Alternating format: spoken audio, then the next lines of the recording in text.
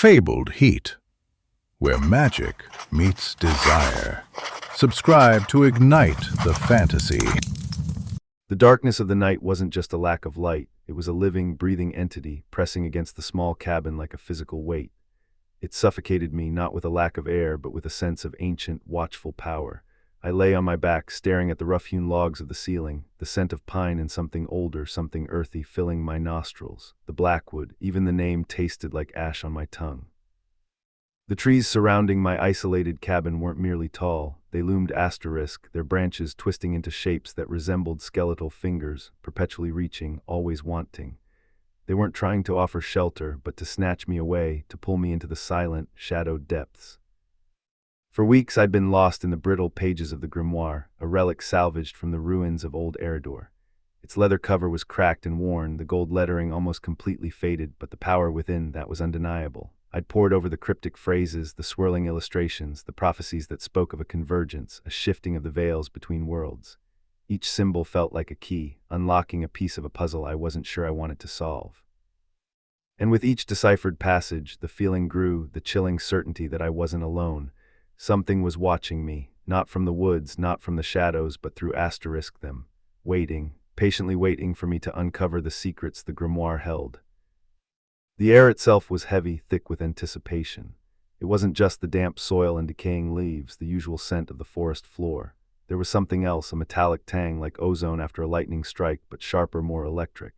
It prickled at the back of my throat, raising the fine hairs on my arms. I rubbed them down, trying to dismiss it as fatigue, as the overactive imagination of someone spending too much time with ancient magic. But I knew better. Magic always left a trace. I'd been so engrossed, so lost in the labyrinthine text, that I hadn't noticed the growing storm.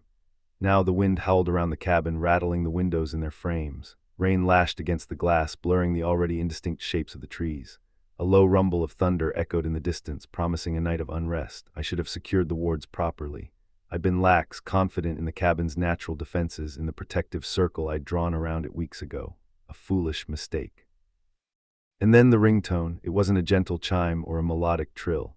It was a jagged, insistent shriek, a discordant blast that ripped through the stillness like a knife. It felt wrong, deliberately jarring. I jerked awake, my heart slamming against my ribs, a frantic drumbeat against the silence. My breath hitched in my throat. I reached for the phone on the small table beside the bed, my hand trembling slightly. The screen flared to life, casting an eerie, bluish glow over my face, highlighting the shadows under my eyes. 3 names all at once: Asher, Cale, and Elijah. Asher, the stoic warrior, bound by duty and honor. Cale, the enigmatic mage whose power was as unpredictable as the tides. And Elijah, the creature of shadows and whispers, the one I'd tried so desperately to forget. My blood ran cold. They hadn't contacted me simultaneously in years, not since everything fell apart. My heart skipped a beat, then another, each one a painful reminder of the past. A past I'd thought I'd buried, a past that was now undeniably clawing its way back to the surface. I stared at the screen, my fingers hovering over the accept button. This wasn't a coincidence. This wasn't a friendly check-in. This was a summons, a desperate plea, or perhaps a carefully orchestrated trap.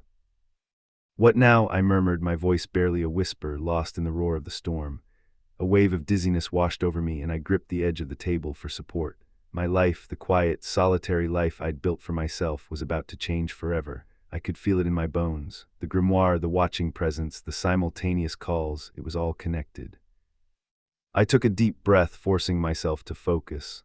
Fear was a luxury I couldn't afford. I had to know what they wanted. I had to know what was happening, and I had to be prepared for whatever came next. With a trembling hand, I pressed the accept button for Asher's call. His face appeared on the screen, grim and etched with worry. He didn't waste any time with pleasantries. "Lyra," he said, his voice tight with urgency. "We need your help, it's Elijah." My breath caught in my throat. Elijah, of course, it always came back to him. "What about him?" I asked, my voice surprisingly steady. "He's changed, something has happened, he's lost control." Asher's jaw was clenched, his knuckles white as he gripped whatever he was holding. "Cale and I can't reach him. He's barricaded himself in the obsidian citadel. We need you, Lyra. You're the only one who can get through to him." The obsidian citadel, a fortress of shadow and despair, built on the ruins of a forgotten god, a place I'd vowed never to return to. "Why me?" I asked, though I already knew the answer. Because of the bond, Asher said, his gaze unwavering. The connection you share with him, it's the only thing that might save him, and possibly all of us. A cold dread settled in my stomach. The bond, the cursed, beautiful, terrifying connection that had bound me to Elijah for centuries. A connection I'd tried to sever, to forget, but some bonds, it seemed, were unbreakable. "Tell me everything," I said, my voice barely a whisper. The storm raged on outside, mirroring the turmoil within me. My quiet life was over. The darkness had come calling, and I had no choice but to answer.